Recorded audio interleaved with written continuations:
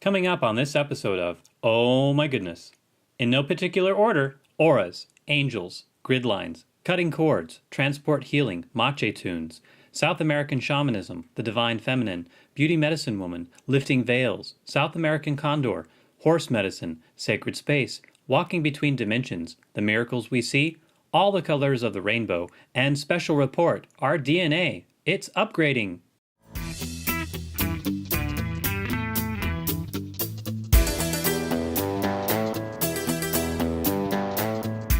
Welcome to Body Soul Planets. Oh my goodness. My name is Jeff True. There's always more than one point of view, and today we share the point of view of Jana Jenzana Jens. She is a heartfelt shaman that loves to smile and a humanitarian that has been using her powerful magic for the last 35 years for the highest good of all. Stay tuned. For the next 2 hours, the Body Soul Planet hosts Jana Jenzana Jens. I've always been curious, what does your name mean? Which one? Well, please tell me all of them. Jana means she who seeks spirit with high movement. And how I got it was I went to a shaman for a reading, and she said, "Did you know you were going to change your name?"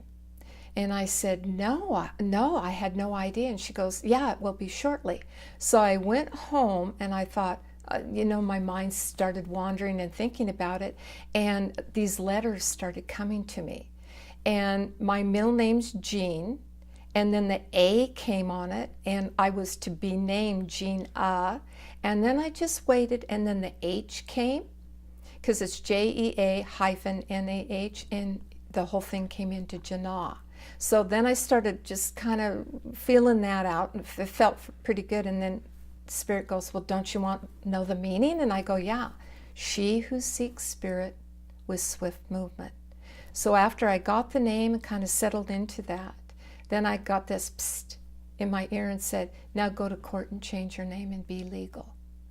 And I went, okay. So I went to the court, and everybody that was in there was changing their name, and the judge was going through and just naming off names, and then the person would just nod. And I knew the judge was going to make me get up and state my name, and he did. He goes, "Stand up and state your name." And so that was like stating it into the universe. And I thought, yep, that's exactly what you're going to do, and that's exactly what he did. But my middle name, Jenzena, I went to an angel workshop, and we were going to change our names. And I thought, well, this is interesting. Now I have my first name. Am I changing Jean? And what came in was Jens, that's my last name. Zen for the inner peace and calm, that's me. And Na is the sound vibration that I've studied for many, many years. So it's Jenzena. So that's my angel name, and then my married name is Jen. So it's a mouthful, but it fits me really well. Coming up next, we're going to talk about her day-to-day life and how she helps clients, and we're going to get into it right now. We're into it, Jeff. We're into it. Just a moment ago, we opened with a quick meditation that really grounded us and is, how would you say, linking us to the Moche? The Moche tribe, the Condor Feminine, way high into the Andes. So here we are. Here we are. And we're joined by people, some the energy. Tribe. The feminine tribe. Feels good, doesn't it? You can almost feel a drumbeat on your heart that's not your own. It's there. That's what the Moches do when you're gifted a drum, is they do the drum beat into the heart and into the ear. Because I can feel it. Strong. Day to day, how do you live your life? How do you help humanity? Each day for me, Jeff, is totally different. I started with meditation and herbs and good water, and then flow with my guidance and what I've seen early in the morning in visions, and take that all in as kind of a culmination of knowing that this is the only day that I get, and I'll be using it for the highest good. Whether I'm doing a card reading, ceremony, in the silence, doing work on my own to see what's coming in. I just flow with each day because that's all we have is the now day. A client calls you up and maybe they're new to what you and I, woo-woo is a terrible term because it implies so much more than, and so much less than what we're actually talking about. What's the best term that you can come up with? You mean when they think it's a little airy? Yeah. Well, first of all, when you talk to me on the phone, in about 2 minutes you'll know it's not airy because you'll be grounded in my energy. Because one, yes, I can go off into visions, but I've been trained to be able to be esoteric and go high. But with shamans, I've also been trained to go deep in the earth. And because I'm air, Gemini, I ground every day, so I can constantly be moving down. So when you connect with me, whatever we're going to be doing, it starts then. If it's a reading, if it's a crystal ball viewing, we're discussing what type of ceremony. If you want to talk on the phone and we're going to be doing some sort of deep healing, you get into the energy. Just like we just spent 3 minutes doing a meditation and you're completely in the energy. And it's also really calm. My energy is Zen, Zena. So it's a calming inner peace that we go to because our world is so fast and chaotic and there's so much drama that I just pull all that away. And then we center and I ask specific questions and I want you to give me specific questions so we can go to the core. Let's take out that core issue, whatever, and bring in some wonderful tools. So it's multidimensional and it's multifaceted, custom designed in all of my work. I'm really, really specific. Could you outline for us every service you offer? If you Googled me, you would see, I've also been trained as an esthetician, which is a facialist. So my base is beauty. And that's why my title is Beauty Medicine Woman. And in everything that I do, there's beauty in it. Beauty is part of my essence. So you would see multifaceted, multidimensional card readings because I use many, many decks depending on what your question is, what your need is.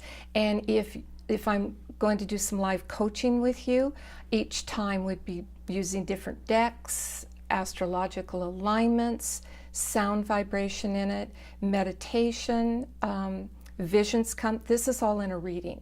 And it's different every single time because you're different and so am I every single time. Then there would be crystal ball viewing.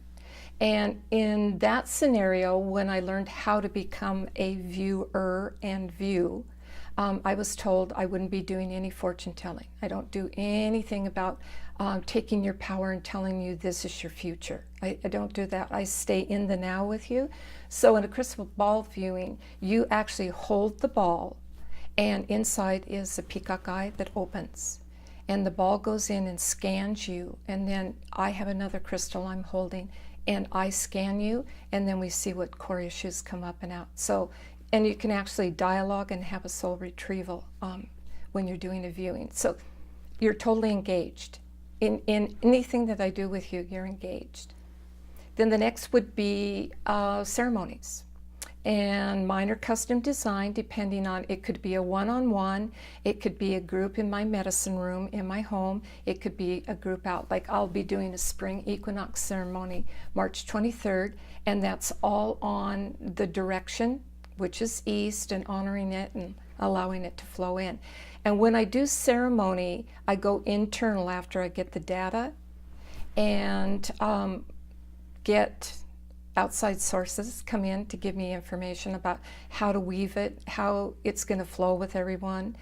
But when I do a ceremony and everybody shows up, it always changes because the energy of the group changes the ceremony too, but the base always stays the same. So I'm constantly running energy and watching and shifting of what's coming in, what's going out, what do I need to do, what do you need to do, and I'll engage you. I always engage you. So you're bringing your power in. You're activating your power. You're becoming more powerful, but you're letting go, for lack of a better word, caca. You're letting go of the stuff, the patterns, the grid lines that are no longer serving you. And by the day, we can do that because the veils are so thin, information's flowing out, information's flowing in. And you'll actually feel it in the reading. Then there's live coaching. If you need more help after I do a couple treatments, we can do that on the phone, a question, several questions, come in every week, 2 weeks, 3 weeks, 4 weeks, depending on what you need. And we process out, and we process out, and we move the patterns out, the grid lines out. But again, we're using alternative medicine. We're using visions, sound, frequency, tools that you're bringing, that you've brought in from the last time you've done your work. And if you haven't, we'll go back and repeat. Let go of more, bring in more. So it's shifting. It's never the same. I'm never the same, Jeff. An individual comes to you and they're a little skeptical. They may not even call you up if they're skeptical, but maybe their friends or family members have just so highly recommended you that they can't help but give it a try. Mm-hmm. They come and maybe they're a little weary. How do you determine whether or not they're a fit for you, whether or not this journey will work for them? When I first started doing facials, and I was trained with a European woman, and I'd go over and I'd do training, and there'd be like 12 to 15 women estheticians in the class. And my teacher, Anne-Marie, would show us a technique. And you'd come together as two, and you'd go off and you'd try the technique. I'd try it on you, you'd try it on me. And we'd do rounds of that.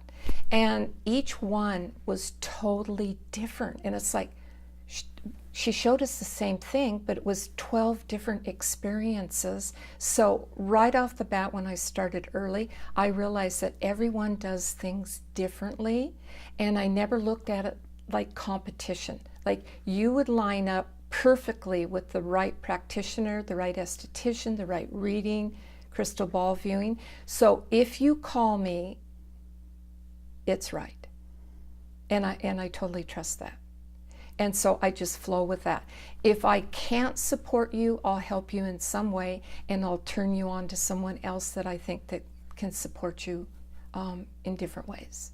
But I never look at it as better than. I just look at it as an equal, and how can I support you in 1 minute or the rest of your life. So, but if you're calling me, because you have to seek me out. If someone calls you and they're not sure where they want to begin, is there a general starting point?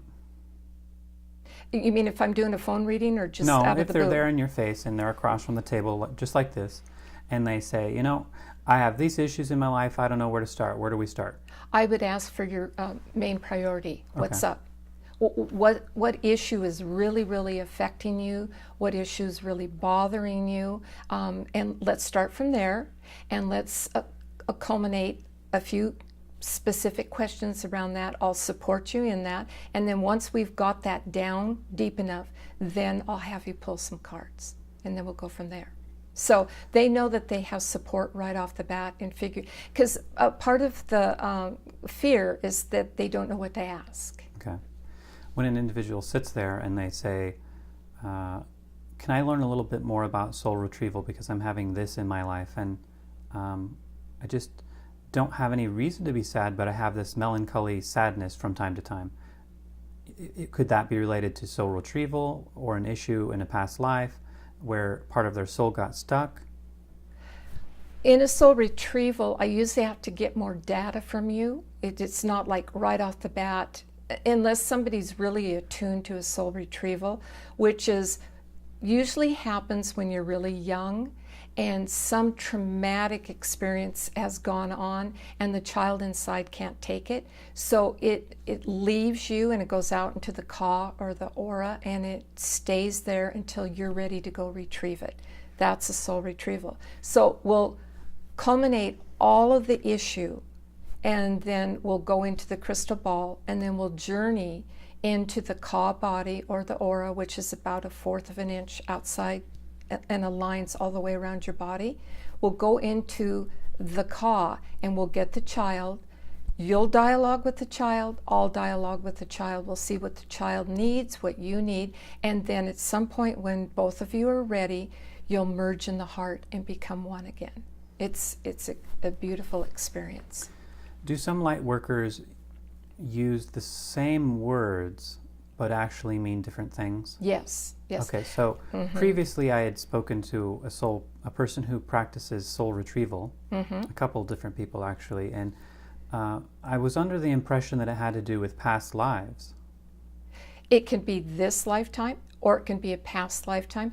Sometimes when you go and get a hold of the child and link up, that child can be in this lifetime, but the child and you can be holding something from another lifetime, or another relative can show up from another lifetime and come into this lifetime, and we'll all have a powwow, we'll all talk, we'll all dialogue, we'll all figure out why everybody's stuck, because that energy's stuck there and you can feel it, and it can actually make you really, really sick.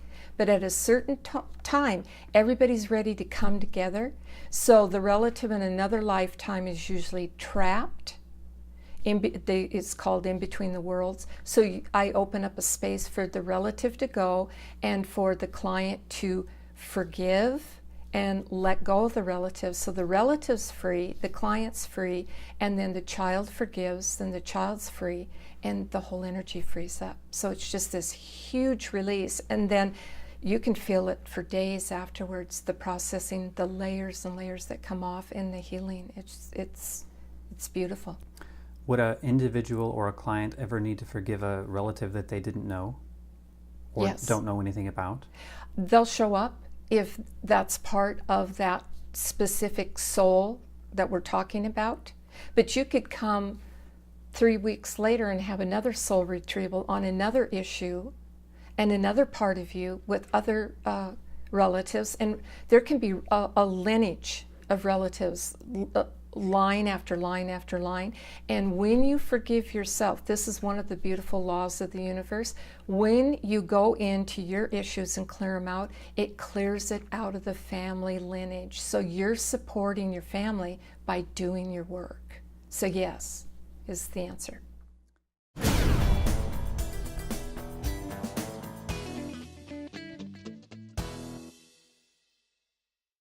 How many layers of the aura are there?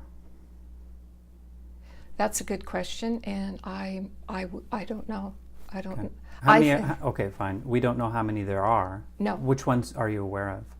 The ones that I see Okay. that show up, because I'm a visionary, it will show up as it moves. And one layer will show up, and then we'll remove that layer, and then another layer might show up. When you're a visionary, do you see it in your mind's eye or do you see it with your physical eye? I can see both. Okay. It just depends on what's up. Okay. The intuitive can see it, the third eye can see it, but I can see it, I can feel it, I can smell it, I can hear it. So I have empathic, sensitive, intuitive energy. So it comes to me on all levels. And actually, a lot of times an aroma will come in the room and engulf us. So it's just in the moment. Just be in the moment and watch, and step back and get out of the way, so to speak. Let the healing of the higher good come through. A friend of mine told me once, her name's Shirley Scott, and she's an animal communicator. And she was with a client one time, and the client's animal came in the room, and Shirley, being an animal communicator, I guess the dog knew this and just started talking to Shirley. And this wasn't planned or wasn't part of the session, but the dog said, so matter-of-factly, she has cancer. Right. She has cancer. She needs to work on that. Can you tell her that? And so Shirley stopped and said, oh, okay. And I guess the dog explained that it could smell it. The cancer. Yeah. It rotten. Well, if you're attuned, like she's attuned to animals, I actually have animal cards. And as I work in my processing, different animals show up, like the horses showing up now because the Moches ride horseback. So I'm working with horse energy now. And they'll speak to you if you attune to them. And they know. It's amazing. Can you be attuned to many, many animals all at the same time?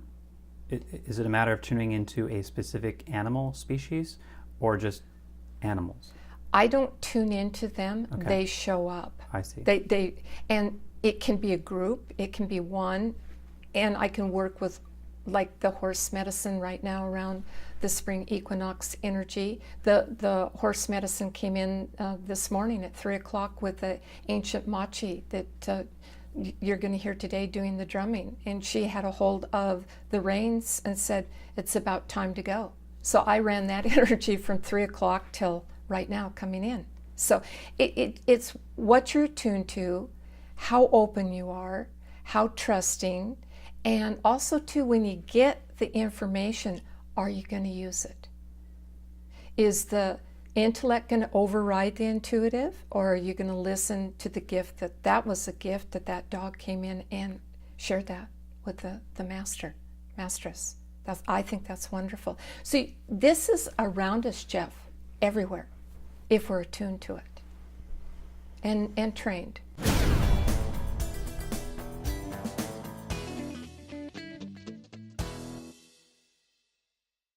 Do you have any takeaway advice for people who will come across this interview? Practical advice for how to cut cords, how to sense them, how to detect them, how to determine if they're serving you, if ever they serve you, and if they don't serve you, how to get rid of them. I call them grid lines, Okay. cords, and they're hooked to the Danqian point just a little tiny bit below the belly button.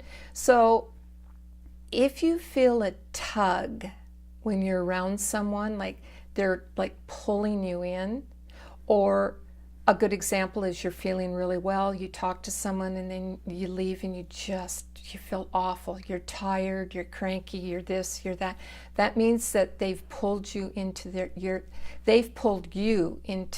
their attention, which means it's like a hook on a cord that hooks into the belly button and then pulls you in. So pay attention to your feelings and honor what's going on. And if you feel that and just kind of a negative, you cut the cord at the belly button. Let's back up. Ask first if this is yours or someone else's that's hooked into you. And then cut it if it's no longer serving you. If it's theirs, you just use your hand and you just push it out and you give it back because it's not yours anyway. And if it's yours, then look at the issue and clear it out. So in meditation is where I will be really still, and then I can tell if I've hooked into something, if it's going to serve me or not, and if I want to let it go or not. And another way to do it is detox. If you're doing a detox and a lot of stuff's coming off the body, then you can tell a lot of hook-ins too. And a lot of times you're not even aware of it. So quiet time, I call it check-in time. Check in, because you're the one that's going to know. It's important. Earlier you mentioned veils and you said they're thinning, and they're so thin right now, information is just coming in all the time. Mm-hmm. I was at an event where a medium was assisting the group present to lift veils so that they would have the opportunity to become more intuitive if it served them. Okay. And she mentioned that she could only lift the veils that were there for all individuals present. So she couldn't lift veils if you had a group of 50, okay, but there was a couple people that didn't want that veil removed yet.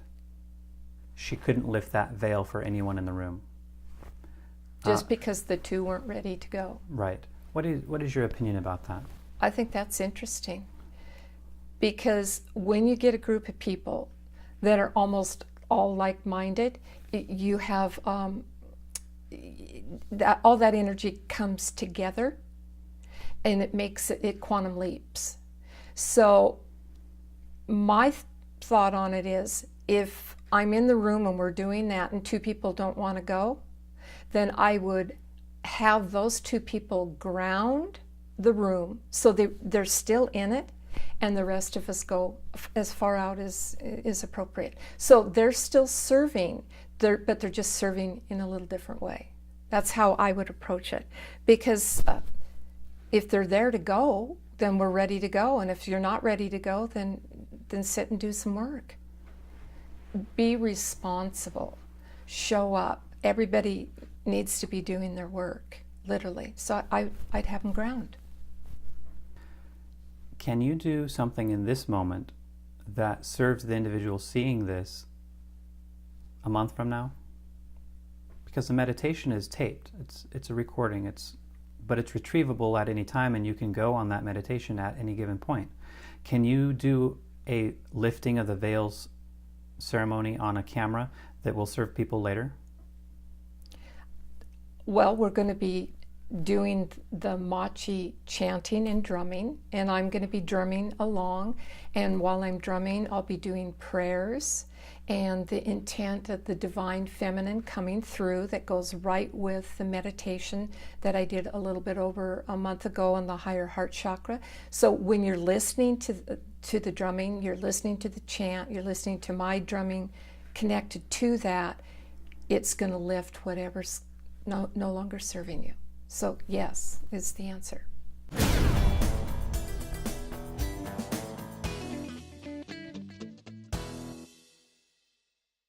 So, are there any topics that are off limits? Is there anywhere in the interview you don't want to go? I don't think so. Okay. So we can go anywhere. We usually do. Okay. Mm-hmm. Unlimited. Let's step out of the box, out of the matrix, and go into the unlimited. Do you think the world is evolving? Yes. Yes. Do you think it's always evolving at the appropriate speed, or does it ever get halted or slowed down by any person with any intention? I think there's always beings, because we're in a yin and yang, black and white, morning and night. There's always that balance between the negative and the positive, but it depends on where the world is evolving and astrologically what's happening. Like Neptune is in Pisces right now, and that is a double whammy of higher good. So we're leaping faster. So I think there's an ebb and a flow there, but because of where we're at as a like-mindedness, and people are waking up by the moment and they have the intuitive available, we're moving faster. And this is a fast year. It's a 7-year. It's a chariot year in the tarot, so it's swift movement forward in your chariot, but it's guided towards the spiritual. So this year's fast. It's fast movement. When we last spoke, you said that for the last 5 years you have been upgrading and enhancing your DNA. Mm-hmm. Downloading. Individuals out there just all over the world, is our DNA changing day to day? I feel it is. And then I want to support it. Because by the day, I want to be a better person, and I want a quantum leap with what's happening in the universe. And the way you do that is you go to the densest body, which is the physical, and you work it. And you just keep working it by the day. So, and taking responsibility. And it shifts by the season too. So it's just being mindful and checking in. I've never opened a Time magazine or a Newsweek or anything like that, or turned on the TV and heard a news report that our DNA, it's changing. I know. How come we don't hear about this? I think that's the mass, I call it the matrix, that wants to keep you in the box, keep you controlled, keep you down. So there's higher beings that want the control over power and money and greed. What better way to do it? You say the Matrix, and it reminds me of the late 90s movie called The Matrix. I know. So do you use that term with affection, or do you use that term to connect with people so that they have a term that helps them have a point of view? You know, we're just all batteries plugged into these wombs all over these Yeah. skyscrapers, and we're all batteries. Yeah. And food sources. No, I don't take it that far. Okay. I take it that when you're born and you come in through the womb onto the planet, there's grid lines. and those grid lines link up all over the world, and that's the matrix. That's what I'm talking about. So we're all here, so we're all plugged in, literally, into this unit.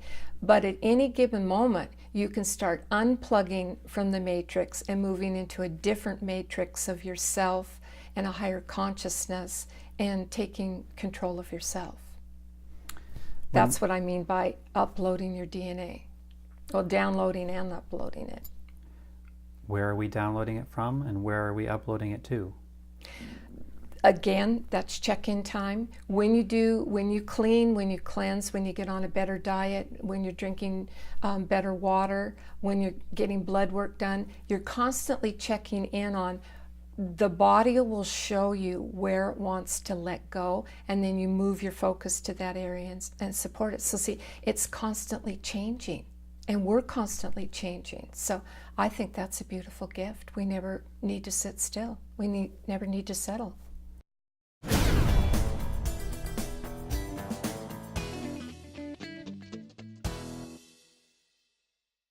When we sense the presence of the Moche and their horses and the tribe,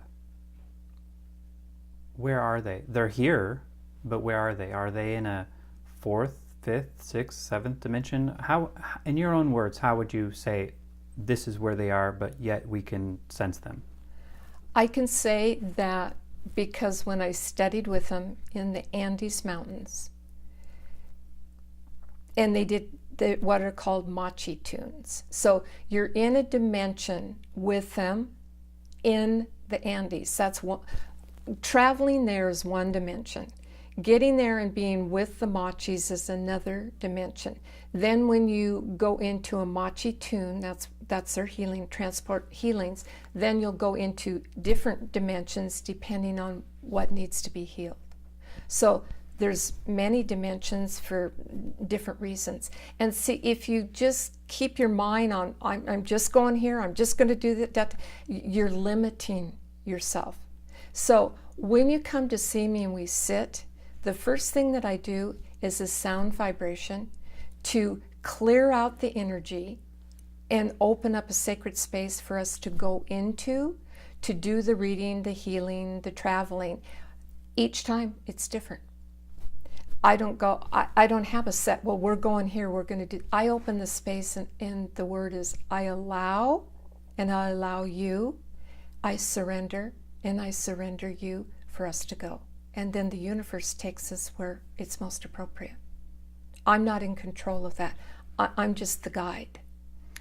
As a guide or facilitator of the process, does any dark energy ever intervene or interject or invade? That's why we do the prayer. Okay. First, I want to engage you to come in. So I'll have you state your name while I'm playing some musical instrument 3 times, because 3 is the Trinity. Then I bring my name in, and I also do a tithing for anyone in the universe that needs this healing right now. They're open to it too. But there's a sacred space, so it's like a boundary, a circle, a card wheel that we move into, and nothing else applies. So we're just right there, and then we close that space at the end. Just like when you go into the Andes, we're in that one Andes space, and then we project out and we come back in. So if there is, I'm going to say caca, if there's any caca, it's got to leave, because we're working in the high realms. They can't stay in the high realms. They have to leave. So it frees you up. As we go from our bedroom to the shower, from the shower to the kitchen, to the garage, to our car, and we go off into the world every day, or usually most of us every day. Mm-hmm. Are we always in one dimension? What dimension are we in? I'm just going to say we're in the physical dimension, but there's many dimensions that you can walk into in the physical. But when you're walking out to the car and you're getting in the car to drive, you better be in the physical dimension, or you're not going to be doing well behind the steering wheel. That's why I always ground you at the end. Nice deep breaths. You're all checked in. You're all good to go before you leave. That's really important to pay attention to the physical. But yes, there's lots of dimensions that are interacting here, but you want to stay grounded too in the physical because we're physical beings. That's important too. When you check in or you communicate, would you ever say you communicate with guides or angels, or do you give them any identity or name or reference? When I open up the space in whatever modality that I'm working, I call in the wisdom keepers, the guides that you brought with you. Then I call in the wisdom keepers, guides, whoever's going to serve the highest good in that healing that's already there to come in, and then I call them through me to channels. So it can be different, and they can move out, and others can come in as you peel off the layers when you're doing the healing. So it's multidimensional and also multifaceted. That's what's really beautiful about it, because you show up, and then the magic begins. When we talk about a healing, if you're at liberty to say so, what are the most miraculous turn of events or beginning and end points that you've ever seen?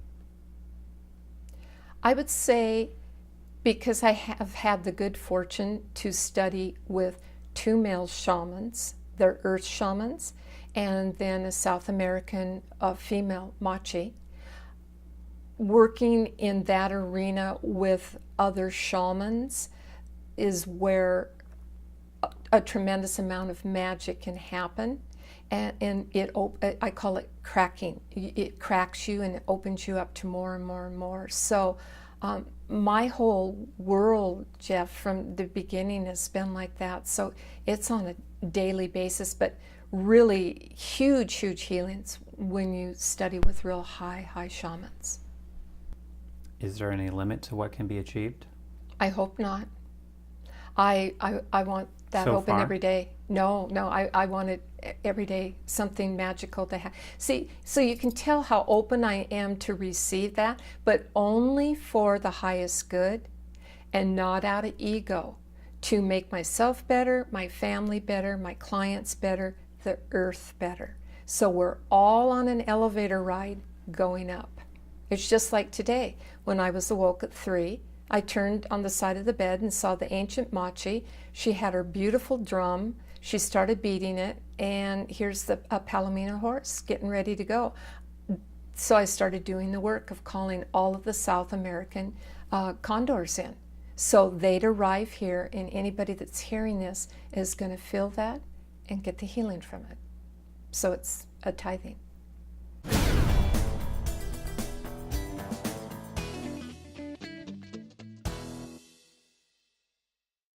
In shamanic practices, do you ever need to call on angels? Yes, I've studied angelic angels for 4 years. It was called the Path of Light.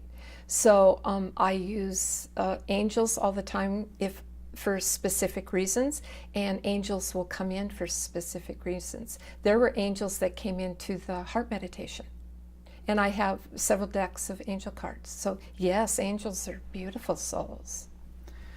Do you know much about, well, you must, probably. We have archangels, we have watchers. Can you talk to us a few minutes about angels? The Path of Light runs on the rainbow ray, all the colors of the rainbow. And each color is connected to an angel. Some angels are just neutral, or there can be a male and a female that are linked to it, and then they have a specific meaning and purpose to it. And so when you study those and get into, like, the yellow ray is Cthulhu, the green ray is Hilarion, you call them in as specific reasons, like protection.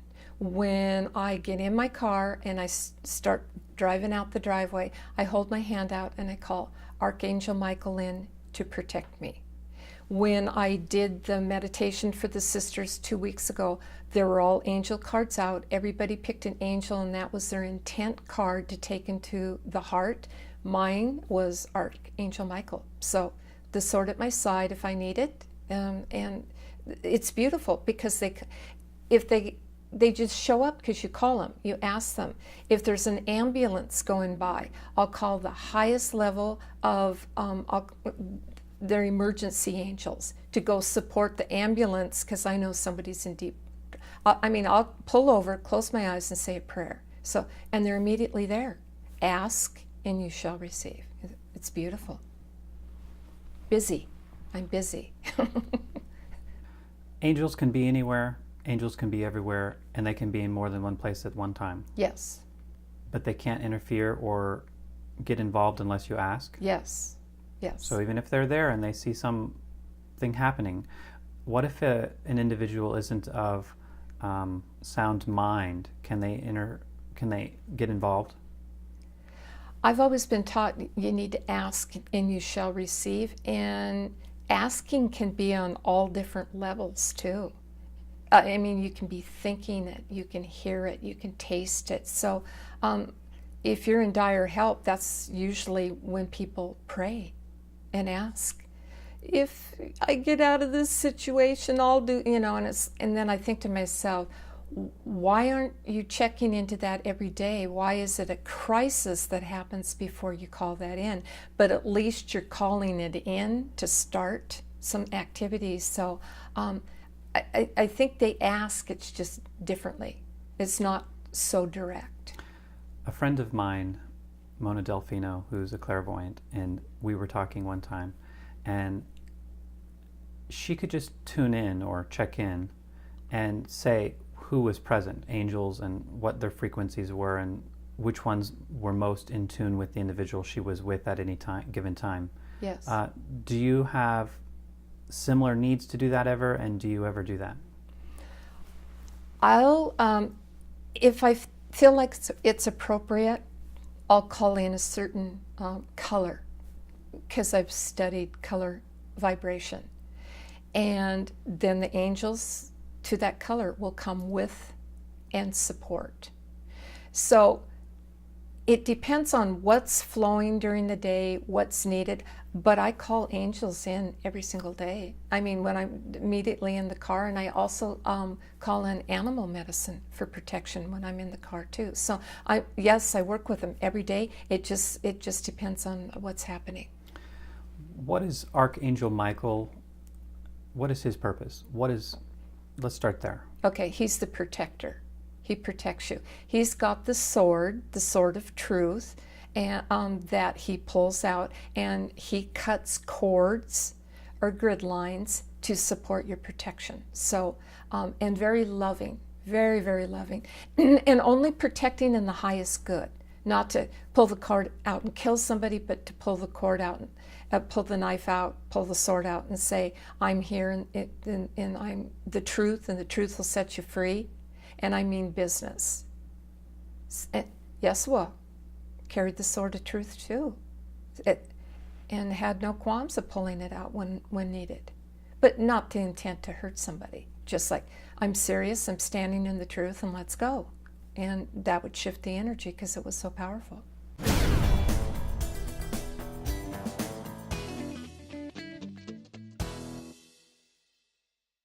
Your necklace, your earrings, the drum, Yes. and the drumstick, and the hat, they're all Moche. Yes, they're all from South America. Would you please tell me about that journey, and what was that like for you, and how old were you, and how long ago was this?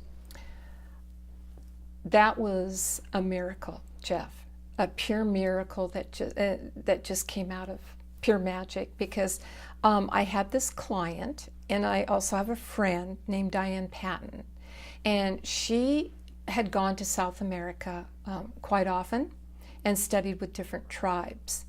And my client came for a facial and a reading, and she said, I know of a friend. She didn't know that I knew Diane Patton, and she was talking about her, and she said, she's bringing a South American shaman named Liz Clara to her house, and we're going to be doing some different works, and then we're going to go into the Tum Tum area and do a ceremony in the mountains. She goes, do you want to meet her? And I immediately got this huge rush of energy that came over me, and I said, sign me up, let's go. So we went to Diane's, and we did a circle, and Liz Claire was there, and I think about 15 women, and it was really, really powerful. And she had a hat on with coins, like you'll see in the picture that you took, and she had beautiful Moche earrings on, and a drum, and a shawl or cape, and it was like, and she was so powerful and so loving that she invited us all to Tum Tum. So I says, okay, I'm going there. So my friend and I went, and we went up, we did some hiking and went up into the mountains, and we did this huge ceremony, and we were really, really high. And at the end, she said, I'm going to be taking women into the Andes Mountains for a retreat, and I'm inviting all of you to come. And she's standing kind of up like on a cliff, and this wind comes over and just whoosh, while she's talking about this, and just kind of hits me in the face. My hair's kind of blowing, and I'm kind of looking around and going, I feel like I'm in the Andes Mountains. So I'm saying to myself, I'm going. I'm committing to this. I don't know how I'm going, but I'm showing up, and I'm going. So the friend and I, after the ceremony, are driving home. She goes, wasn't that cool? This and that. And I said, yes, it was wonderful. And she goes, well, do you think you're going to go? And I said, yeah, I think I'm going. I don't know how I'm going, but I think I'm going. I says, what about you? She goes, yeah, I'm going too. And then that was all that was said. And then 2 weeks later, my friend calls, and she says, do you still want to go? And I went, yeah, I'm just waiting for the miracle. And she goes, well, I'm the miracle. And I went, well, what are you talking about? She goes, I'm paying your way. You're a Moche. You need to go learn about transport healings and the Condor women and the South American feminine. She goes, you're going, and I'm paying for it, and that's my gift. And I went, I just had to pause, Jeff, and just take a breath. It was really exciting. And I said, excuse me, see, here's the ambulance that's going by. When an ambulance goes by, that's red alert, stop and pay attention. And we're talking about this. This is exciting. So I said, please repeat that slower to me one more time, because I didn't quite get that. Sure? Yeah. Are you sure? And I did say, are you sure? She goes, I am 100% positive. We're going to go. We're going to have a good time. We're going to learn so much. It's going to be so exciting. And then I just bowed in prayer and gratitude, and I just thanked her so much. So then we started planning the trip, and she bought the tickets, and she spoke Spanish, and I didn't know any Spanish. I don't know anything about the coin system. I know nothing about it, but she knew everything about it. So I thought, well, I'll just kind of be your protector, and you handle the logistics. We'll be good. And she says, that sounds perfect. So 2 weeks before the trip, and I'm getting all ready and all excited, she calls and she goes, oh, I can't go. And I went, what? And she goes, I can't go. And I went, why? And she goes, logistics, I can't get out of this. And so I took a breath, and I says, okay, that's fine, we won't go. I'll just bow out too, and we'll be fine, and we'll just go long distance and get a spiritual healing that way. And she goes, oh, no, you're going. And I said, you mean you still want me to go and you're not going? She goes, that's right, you're going, you got to go. You have to go for me. And I went, well, you know what? I need to meditate on this, because now I'm going to South America by myself. And we booked the flight 4 days earlier, so we'd get rid of jet lag, and we'd get to experience, some of the sights. So I'd be going all by myself, and all of the women weren't going to be there for 4 days, so I'd be down there by myself, not speaking any English, not knowing anything. So I meditated on it. And the message was, get up and go. It's time. Take the courage and take the step and go. So I called her up and I says, I'm there. So when I got on the plane, I literally cut the cords at my navel, and I says, I'm no longer a North American woman or shaman. I'm going to be a South American woman and shaman. And so when I went down there, that's how I went. And it was interesting because it's a really long flight, and I was giving up chocolate at that time because that's one of my favorites, and I was doing kind of a cleanse and a detox. So we're on the plane, and I'm sitting next to this woman, and right before we fly in, the pilot comes forward, and he has this big bottle of champagne. And the woman I was talking to was giving up drinking. And so he has the champagne, and he has this big box of chocolates up at the front. And he goes, these are my gifts, that I'm going to gift this out. So he comes right over to the woman and hands her the champagne and hands me the box of chocolates. And I went, oh God, what's this? So and chocolate is feminine, and all women know that they love chocolate at certain times during the month. And chocolate is actually magic.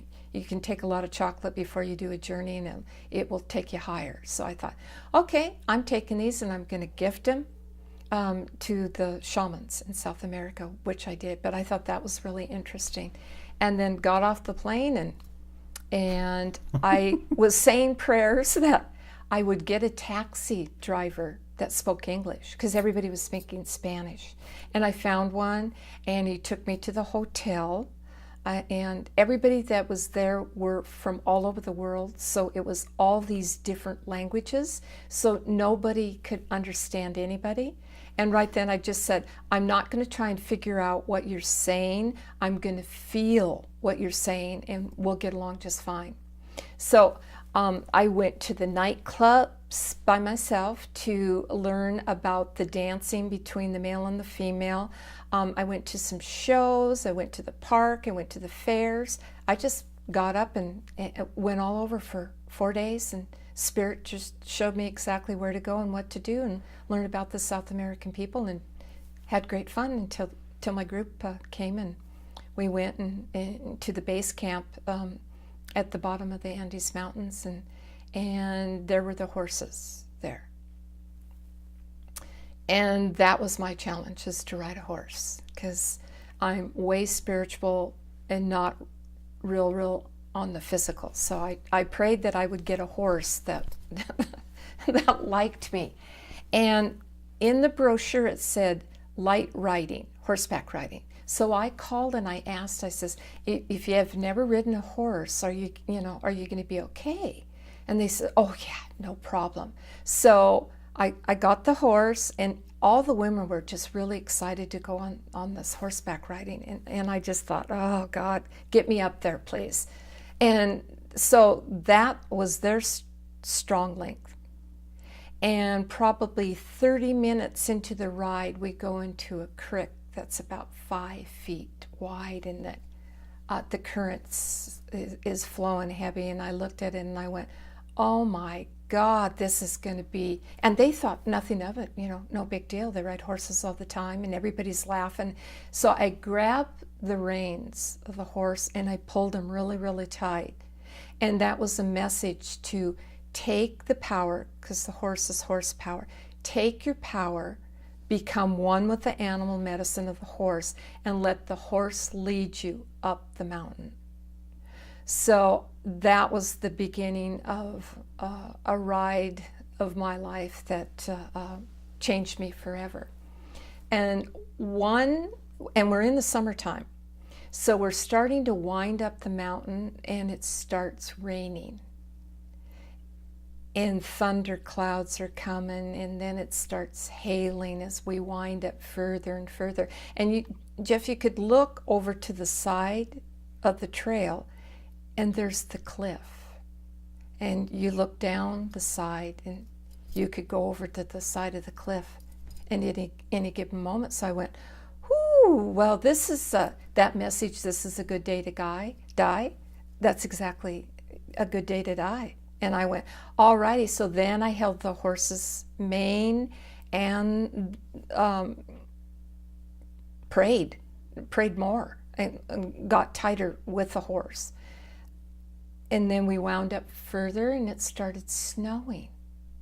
So we stopped and we regrouped and wanted to know what was going on. It's summertime. So we did kind of a ceremony, and there were mountain men that went with us to support the women and help. And then there were the Moches, and then there were the group. And then we all got together.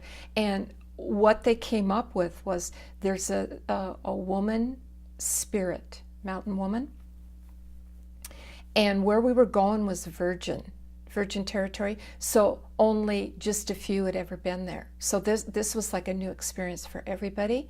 And the mountain woman didn't like it because female energy was coming up the mountain, and she thought there was going to be competition, and then the mountain men were going to favor the group and not pay attention to her. So she threw the thunder, she threw the sleet, she threw the snow. So we're traveling up in all this mud that the horses' hoofs sank down in, and it kept getting gushier and less stable. And we just kept trucking, we kept moving the altitude. We went up to 12,000 feet altitude, so it really became quite dangerous. And I just kept breathing and holding on tight to just get me up there, because I'd be fine once I got into the ceremony. And we all made it safe, and we put up tents, and there was actually this sick tent. And it was pretty big, and there were like 10 women in there that were sick from the altitude. Out of a group of how many? 23. Okay. So quite a few. And I had brought a whole bunch of herbs with me and put them in these little screw tackle boxes, one on top of the other. So I was prepared for anything. If I got seasick, if I got altitude sick, if I got diarrhea, if I was lightheaded, I was like prepared for everything. And that's one thing in life that I've learned as a shaman and discipline is be prepared. Show up, be on time, and be prepared. Well, I didn't need them. I was feeling really good, so I just took them into the sick tent and was passing them out because I had everything that everybody needed and they didn't have it. So they were calling me medicine woman, and I had to laugh because I went, that's about right. So that was a tithing there. And then we went into all kinds of ceremony, and that's when most of the women didn't feel comfortable, like they felt comfortable on the horse. And I was in seventh heaven that we were going into these high ceremonies. And then they had all of these musical instruments that were handmade that I've never seen before. And the sound, it was awesome. I mean, we were up high. They called it a nightclub under the stars. So after we ate, that's their entertainment is music. The males and females all got under this big campfire, and and it's freezing out too because it's still snowing, and they would play music and they would dance. So it was just like heaven. And I was told when I packed to bring winter clothing, and I thought, well, that's pretty weird. It's the middle of summer. And I thought, nope, I'm following it. So I had all the winter gear that I needed, and I was like totally prepared. And the others weren't. So that was kind of tough on them while we were up there. And I also wore lipstick, which as a beauty medicine woman, that's my favorite thing to do. And I got just ribbed for it. What are you wearing that for? Who are you? Why do you need that? So by the time we got up there, their lips were blistered and dry and cracked, and mine were great from wearing the lipstick. And then when we started into the ceremony, all the high Moches wore lipstick. And I just had to kind of laugh, go, yep. So that's always goes with the medicine too, is you just get things that come at you. You don't hook into them, you don't buy into them, you be your authentic self.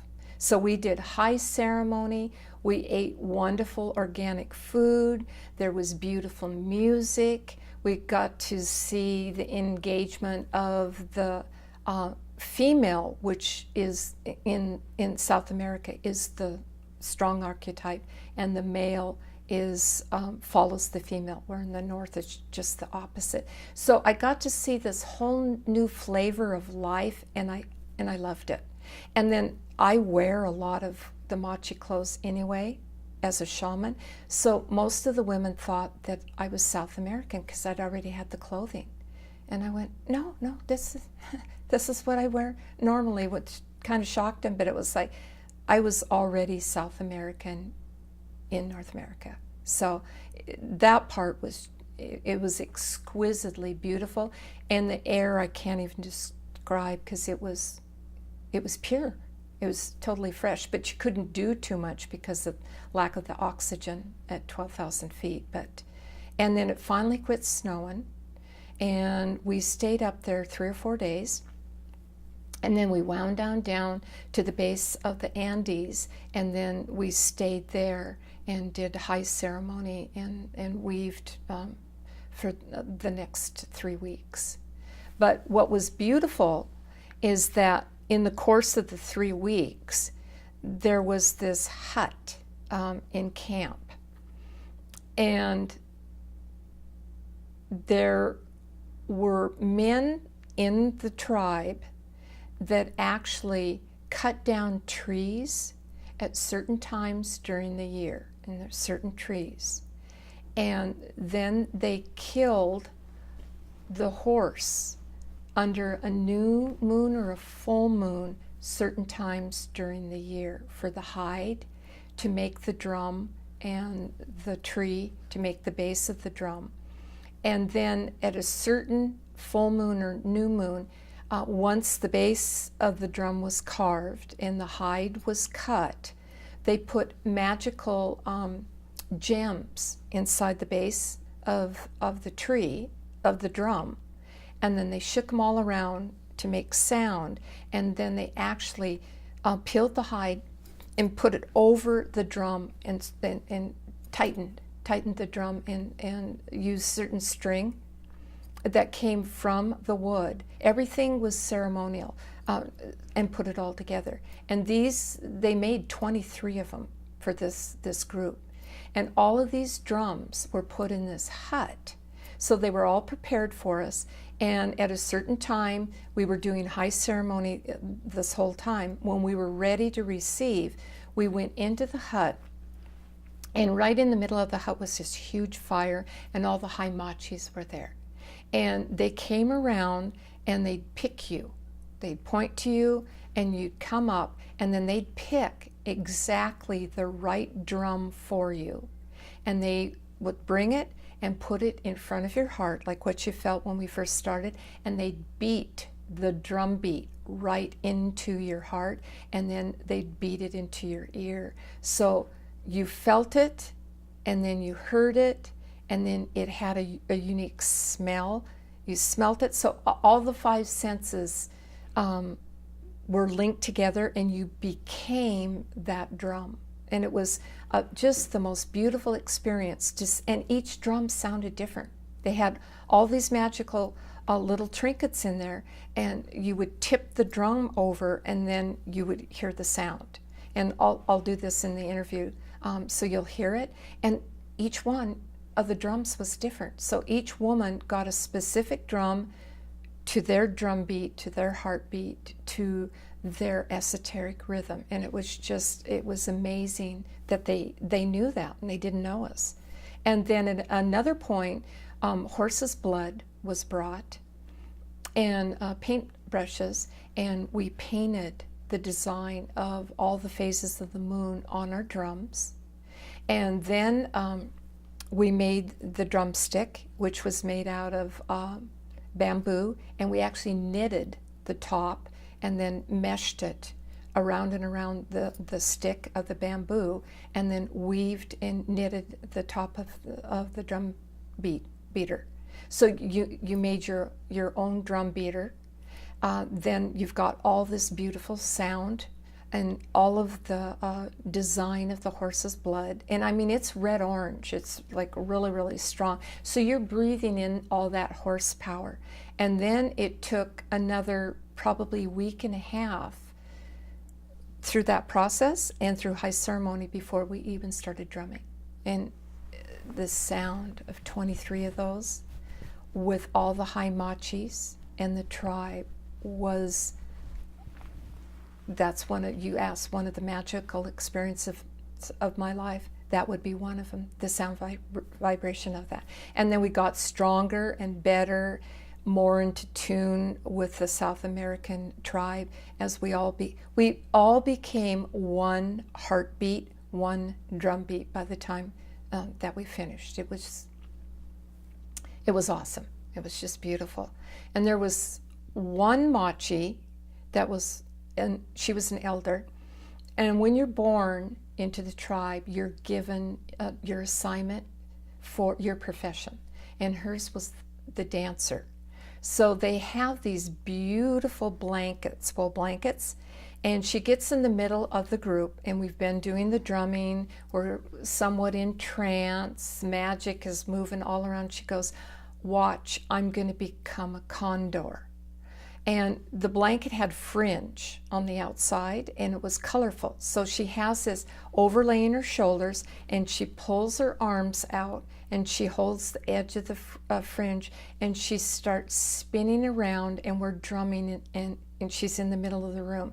And you see her spinning, and she's older, and she's going faster and faster, and she turns into a condor right in front of us, a bird, and she's flapping her wings, and I'm kind of going, I'm seeing this, but my logical mind is going, how is this happening? This is a woman with a blanket on, and yet I'm seeing a condor bird inside her, moving around, flapping, and about ready to fly off. And she spins until she completely becomes the condor, and then she winds back around and she comes back out herself. So you asked me for a magical moment. That's one there. It was unbelievably cool. And they all had a gift like that. Another experience was the eldest condor, eldest Moche came, and she was going to do a trance chant for us. And I was told to bring a little tape recorder. So she's in her 80s, real short, doesn't speak Spanish, doesn't speak English, only speaks Moche. So the translation keeps getting more confusing, and it's intermixing, and I'm just watching her. So I thought, I'm going to tape this and preserve the chant. So I sat close to her. She had her eyes closed. She starts beating the drum, and drums come in, and then she starts chanting, and she's got this really deep voice. And I mean, she's old, but she became really, really young. I watched her become real young, and I taped the whole thing. And I thought, I'm preserving this. This is going to be really cool. So she comes back out again, and she's doing a blessing for us. She's doing a healing. And she comes back out, and she opens her eyes, and then I wind the tape back a little bit to make sure that I got the whole thing, and she hears it. And she points her finger at me, because she can't speak English, real sternly, and like, get over here. And I went, oh God, I'm in trouble. I'm in Moche trouble. I don't know. I meant well, to preserve it. It's coming from the heart, so please get that. Because she was stern. You could tell she was the elder, and you don't fool around with the elders. So she goes, okay, with her finger, wind it back. I want to hear this.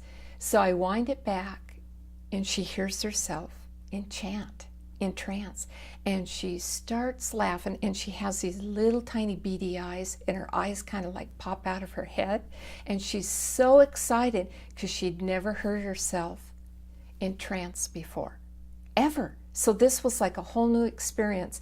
So my name that she gave me was Beauty Medicine Woman, and I just kind of started laughing. I went, she really knows my title, doesn't she? So she had me sit by her through the rest of the journey, because she liked me because I taped her, and she loved me, and I was preserving it for the tribe. And one other cool thing she did is when we would do ceremony, we would line up in lines. And she would take holy water and she'd put it in her mouth. And she'd come and she'd spray the holy water over 23 women in these lines.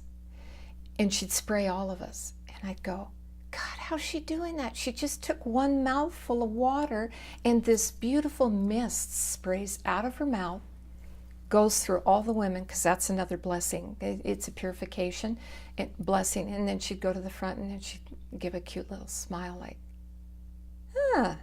you're wondering how I did that? I just showed you a little bit of magic, So, I mean, they did things like that throughout the whole time, and it kind of blew your mind. Because it's like, I'm seeing this, but I'm not, but you know what? I'm letting it all go. I'm in South American energy, and this is wonderful. But I do want to explain their gift of why all of the women came is in the flyer they talked about Moche tunes, which are transport healing. And the elders would go around the group and they could see one of the women that needed a healing. And so they'd bring that woman into the center, and then they had all these leaves and branches and flowers laid out on the floor, probably 6 feet long. And they'd take the woman, put her in front of all of these branches that are laid out, and there's 2 mochis. And the woman that was going to have the transport healing would bring 2 sisters, one to support her side by side. And they'd start their drumming, and they'd have leaves and branches in their hands, and then they'd start doing this chant. And they told us that the woman would go into trance, and I'm going, how's that possible? They're just doing this chant. They're doing some drumming. They're doing leaves and rattles over the woman, and it wouldn't take very long, and the woman would just fall back, just like this. The other 2 would catch her, fall down on the leaves, so she's safe, and they'd take her through a transport healing. And I watched all of these, and so my gift was I saw the transport healing, what was taking place on one level, while the woman that was in it was in another level, and I'd wait for about 2 days afterwards when she was totally back into her body, and I would consult her and ask her where she went, what happened, and then I would tell her what happened on my end, and they just matched perfectly. Different, but matched perfectly, so I was gifting them information, and I got to go through 17 transport healings. So each time that went deeper into my DNA. It went deeper into the Condor part of me. And I asked at one point, do I get one? And they just laughed and said, get back in group, you're helping, you're supporting, you're tithing here. And a lot of the women in the group would start going into the trance. It was so powerful. And I'd walk around the back and with my drum and beat it. Snap them back out. It's like, no, it's not your turn. Come on, support here. We need. That's what they were supposed to do, is support the circle. And it was so powerful, Jeff. They'd start falling into the trance, and I would just keep walking around and beating, and as soon as you heard the drum beat, it snapped you back out of it. But it took at least 2 or 3 days for the woman. She'd be out resting in bed to come back into her body differently, and then we'd go over. The whole group would talk about the healing, what they saw. So everybody was getting the healing, but on different levels, and that was called transport healing Moche tunes. Of the 17 women that went on the transport healing, over what period of time did all of them have the transport healing? Was this over an evening, over a couple evenings? No, this was over as soon as we got back down the mountain, and everybody got settled, and everybody got a teepee. And then we regrouped into earthen energy, because up in the Andes you're into the esoteric, and kind of conformed on the ground and everybody felt fine, then that's when they started the Moche tunes. So that was over 2.5 weeks. Okay. So once you started into it, you were like totally into it. You never came back down to earth, so to speak. You just kept moving further and further into it. And there's a law that when you're doing a healing, you get healed. Or when you are in the healing, the other person gets healed too. It's just on a different level. So everybody was shifting, changing. It was beautiful to watch others have healings, and then myself too, because I got to go on the Moche tune, literally, just like in a crystal ball viewing. You hold the ball, and I have another crystal ball, and I'm viewing it from a higher level. Not higher that it's better, just a higher level to view. This was the same thing in the Moche tunes.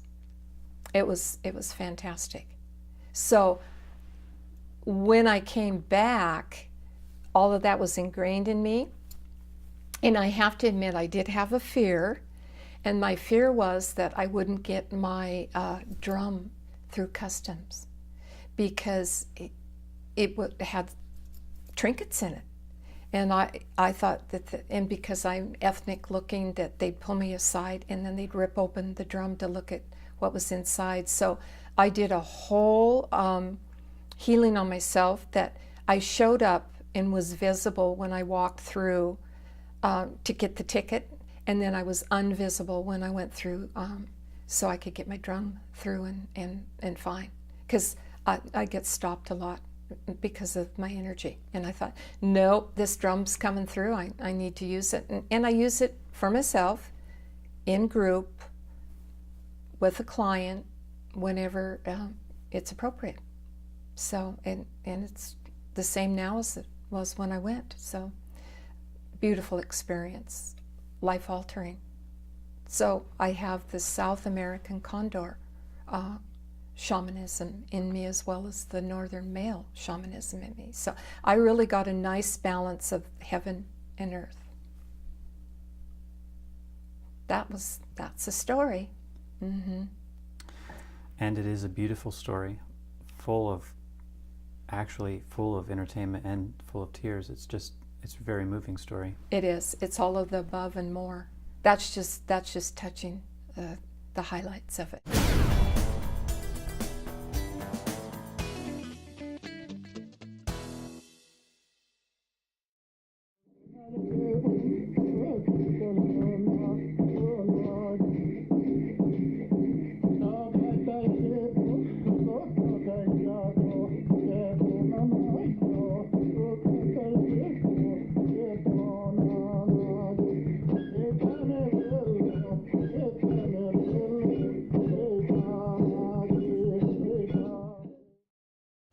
And that's all for this week. I would like to give special thanks to my guest today. Jana, thank you for coming by and sharing so much of your life and your wisdom with us. This is Jeff Drew.